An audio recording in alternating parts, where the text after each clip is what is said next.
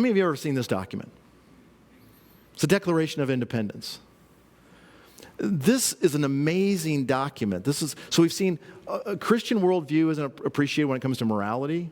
A Christian worldview and a work ethic and responsibility rather than blame shifting someone who isn't responsible for evil, rather hold the person who did the evil responsible. That's who they should have been suing in that situation.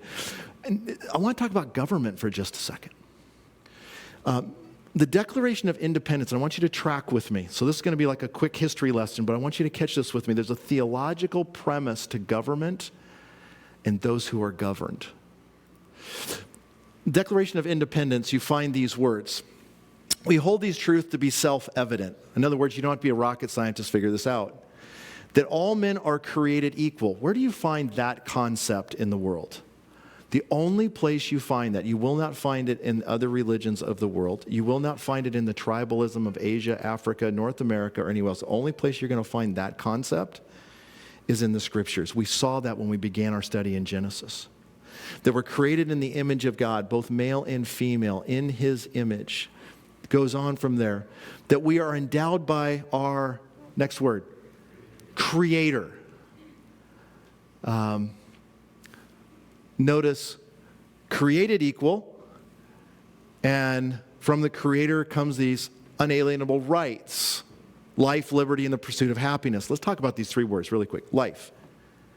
In other words, you have the right for the protection of your life, to defend your life. If your life feels threatened, this is a right that's given. We're created in the image of God. Your life is special. You hear me say that all the time. The life of your children is special. Liberty. Today we normally use that word in a sense of freedom, but when you think about the context of 1776, it meant liberty, in other words, the freedom from taxation so that you could have a life.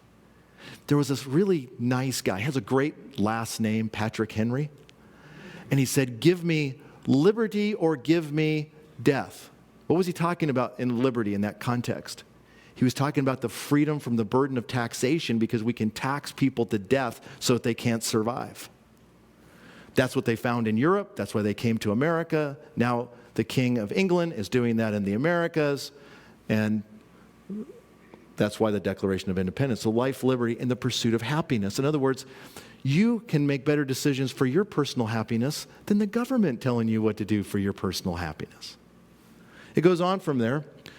That to secure these rights, governments are instituted. So in other words, governments, as populations grow, rather than individuals holding on to these rights, we recognize and we constitute a government that secures these rights for us. In other words, they're holding these rights. They protect these rights. Notice it goes on. Governments instituted among men, deriving their just powers from the consent of what? The people, the governed. So this concept of the people, by the people, for the people, right there. And whenever any form of government becomes destructive to these ends right here, it is the right of the people to alter, abolish, and institute a government, etc., etc. And so they make the Declaration of Independence because you have violated these, and they give all of those different accounts of that. We're going to create a new government. 100 years later, after the Battle of Gettysburg, 300,000 men end up fighting against the South.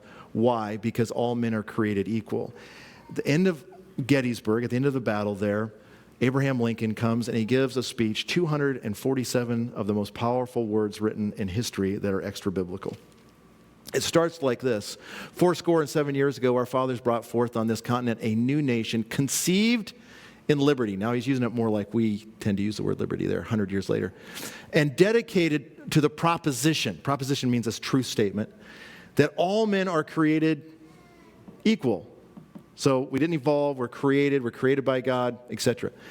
That this nation under God, so when somebody comes and tells you about the secular sort of concept, just remember Declaration of Independence and remember the Gettysburg Address, and I'll give you 1,000 other illustrations in between, shall have a new birth of freedom, that the government of the people, by the people, and for the people shall not perish from the earth. Now, this is fascinating. There's a lot there, but I want you to notice this line here, of the people, by the people, and for the people. In other words, government is something that we institute, we control, we manage, because we recognize rights come from God, not from government. This is actually, though that phrase was first found in 1384 in John Wycliffe's translation of the Bible. In the prologue, he writes these words: "The Bible is for the government." I remember he came through the Dark Ages. You have all these governments, and they're connected with the Church of Rome, and there's all sorts of evil things that are happening. And so he makes this translation into English, and it's being read in the tongue of the people instead of Latin, so people could understand what's going on, right? And so it was a threat to governments. He's going to be hounded, and he's going to end up dying before they can burn him at the stake. It says the Bible is for the government of the people, by the people, and for the people. Have you seen those phrases somewhere else? Yeah, used 500 years later. My point simply being is that when you think about us having to be strong, these words in Joshua are massively important. When you think about the man code, they're massively important because we're living in a day and age where we're going to find hostility if you read and believe the Bible about morality or ethics, or if we read and believe the Bible about economics and work ethic and the Protestant work ethic and doing it unto the Lord and all of those things, or if we even think about rights themselves and what is just and what is good. Now, if you guys have been watching the news, stuff's been happening in Canada and all kinds of crazy things. This week, the freedom truckers, and they're trying to paint them a certain way. Just keep in mind that these freedom truckers have not burned 30 churches like the groups did this last summer. That the prime minister went and cheered on and walked with them and so forth. They haven't hurt anybody.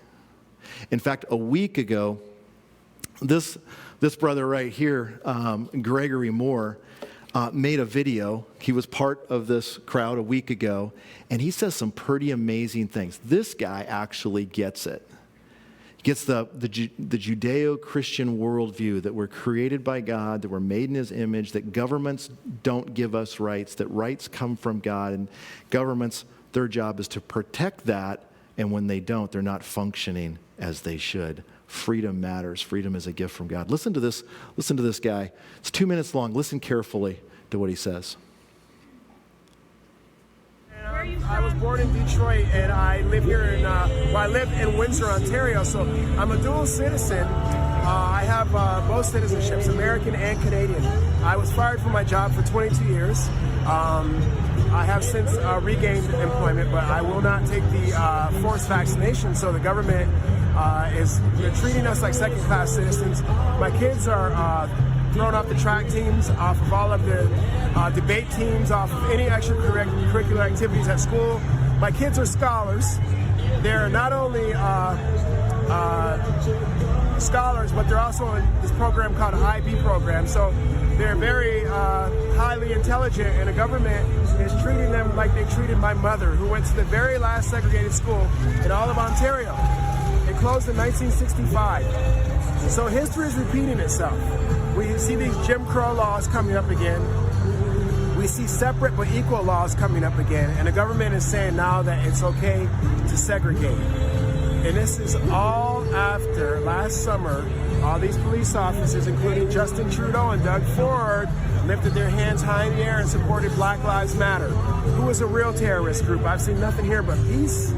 I've seen nothing here but people being so fine with each other, and so much, just love. And people are compassionate here, and nobody's breaking anything. It's a good time to be here.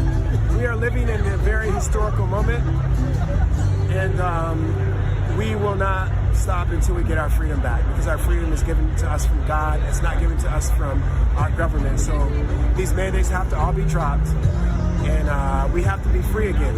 My whole family left the United States of America to come here to Canada to be free.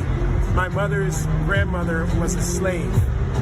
We came here to be free, and now we're facing tyranny all over again. And it's not going to happen this time. Wow.